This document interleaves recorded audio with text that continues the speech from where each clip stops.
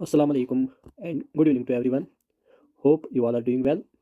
तो जैसे कि आप सभी को पता है कि अब हमारा एग्ज़ाम जो है वो भी आने वाला है। तो कुछ ही दिन रह गए हैं, हम 10-12 दिन रह गए हैं। तो इन 12 दिनों में मैं कोशिश करूँगा कि जो इम्पोर्टेंट टॉपिक्स है और जो थोड़े वो पेचीदा टॉपिक है उनके रिलेटेड मैं आपके लिए एमसीक्यूज़ लाऊँ। तो पहला टॉपिक जो आज हमने सिलेक्ट किया है वो है कॉम्प्लीमेंट सिस्टम। तो कॉम्प्लीमेंट सिस्टम इम्यूनोलॉजी का एक टॉपिक है, तो इसके रिलेटेड हम आपके साथ कुछ एमसीक्यूज़ डिस्कस करेंगे। तो पहला एमसीक्यू आपकी स्क्रीन पे आ रहा है।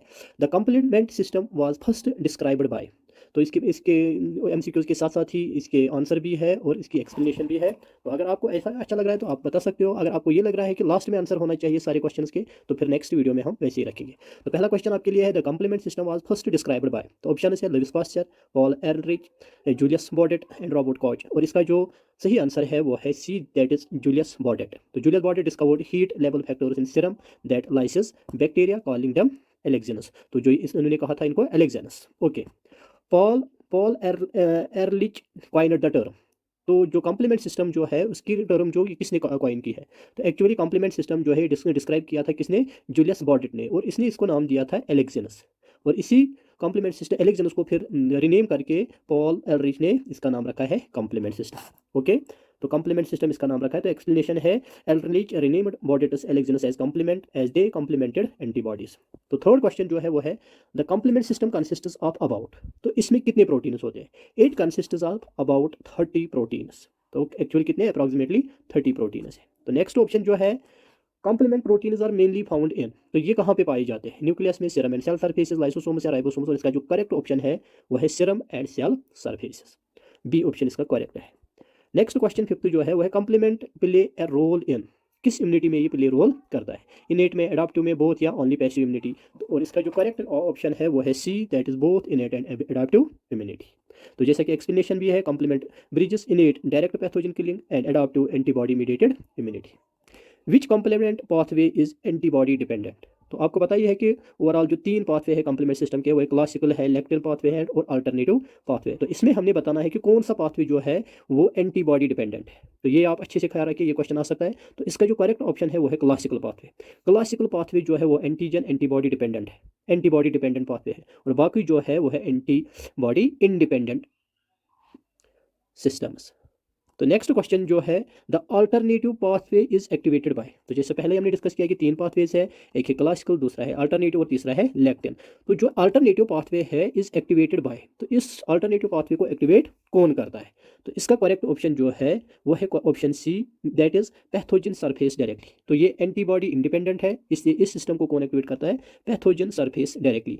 आईजीएम एंड आईजीजी जो है ये किस में इन्वॉल्व होता है? ये क्लासिकल पाथवे में इन्वॉल्व होता है। और मानोस जो होता है, लेक्टिन बाइंडिंग टू मानोस, ये होता है लेक्टिन पाथवे में।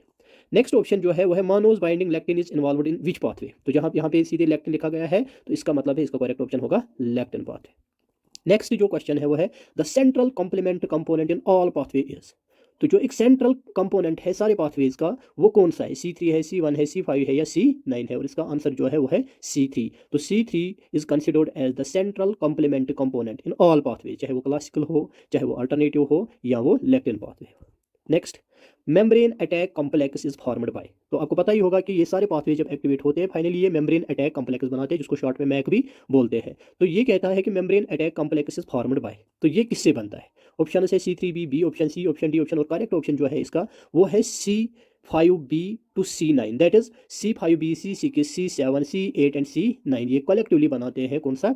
Mac formed complex. 11th question है, which immunoglobulin is most efficient at activating complement. तो अब हमें पता है कि कौन सा ये इम्यूनोग्लोबिन, हमें कौन सा पाथवे इम्यूनोग्लोबिन डिपेंडेंट होता है? वो है क्लासिकल पाथवे। और क्लासिकल पाथवे में भी दो इम्यूनोग्लोबिन इन्वॉल्व होते हैं, एक होता है इम्यूनोग्लोबिन एम और दूसरा जो होता है वो होता है इम्यूनोग्लोबिन जी। लेकिन यहाँ पे क्वेश्चन जो है कि मोस्ट इफिशिएंट कौन है? तो मोस्ट इफिशिएंट जो है जी और एम में से वो है एम। ओके। नेक्स्ट क्वेश्चन जो है, क्योंकि ये पेंटामेरिक स्ट्रक्चर है, 12th क्वेश्चन जो है, which complement fragment acts as an opsonin.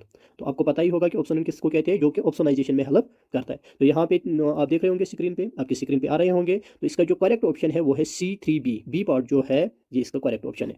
तो C3B जो कॉम्प्लीमेंट फ्रेगमेंट है ये एक्ट करता है as opsonin. C3B coats pathogens enhancing phagocytosis by immune cells. Next question क्या है, which complement fragment is the strongest anaphylatoxin. तो कौन सा है स्ट्रॉन्गेस्ट? वो है C part, C5A। C5A is the most potent anaphylatoxin causing mast cell degranulation and chemotaxis. Next, the regulatory protein that prevents complement mediated host cell damage is, तो कौन सा protein है ये? करेक्ट ऑप्शन है CY inhibitor protein.